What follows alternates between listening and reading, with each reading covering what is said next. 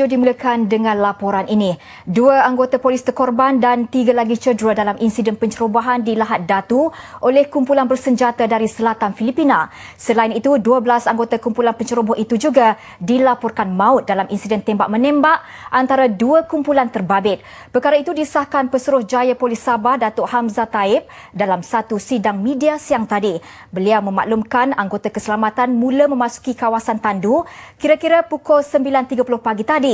Datuk Hamzah juga mengesahkan kumpulan penceroboh itu melepaskan tembakan terlebih dahulu ketika pihak berkuasa keselamatan sedang mengetatkan kepungan di lokasi persembunyian mereka di Kampung Tandu. Ini disusuli dengan insiden tembak-menembak selama 20 minit. Pihak keselamatan juga merampas beberapa senjata antaranya M16, pelancar roket, peluru dan beg pakaian. Datuk Hamzah dalam sidang media itu juga memaklumkan keadaan ketika ini masih terkawal dan tiada perintah berkurung dikuatkuasakan di Lahad Datu. Sementara itu, Perdana Menteri Datuk Seri Najib Tun Razak berkata kumpulan penceroboh bersenjata dari selatan Filipina yang berkubu di Kampung Tandu Lahad Datu sepatutnya menerima tawaran menyerah diri dan keluar dari kawasan itu.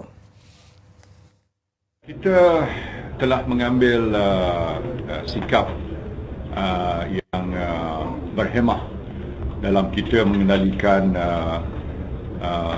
masalah pencerobohan sekumpulan di Lahad Datu.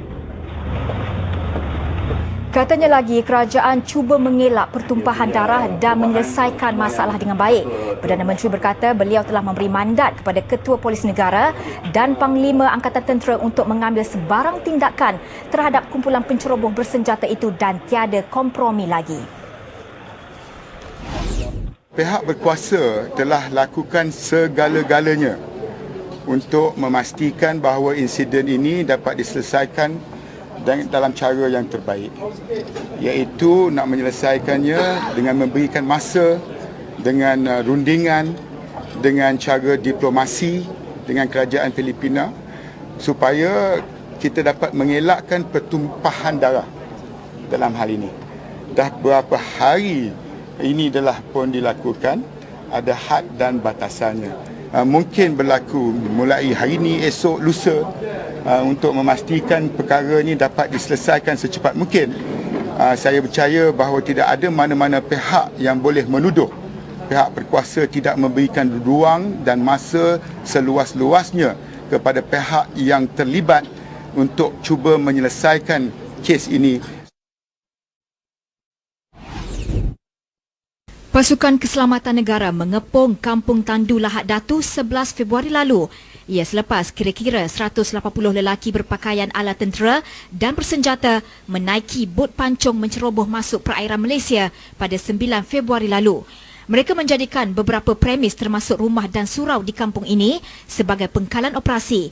Kampung Tandu yang diduduki kumpulan itu terletak di kawasan terpencil kira-kira 130 km dari Lahad Datu.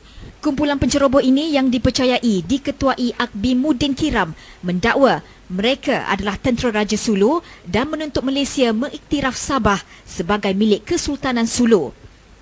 Sejak pencerobohan itu, Malaysia mengadakan beberapa siri rundingan dan menetapkan 22 Februari lepas sebagai tarikh akhir untuk pengusiran mereka. Bagaimanapun, Malaysia melanjutkan lagi tempoh pengusiran mereka kepada 26 Februari. Isnin lepas, Pesuruhjaya Polis Sabah Datuk Hamzah Taib berkata, polis akan bertindak berlandaskan undang-undang negara selepas mengambil kira pelbagai faktor bagi merungkai isu pencerobohan warga Filipina itu. Perdana Menteri Datuk Seri Najib Tun Razak berkata Barisan Nasional akan membentangkan manifest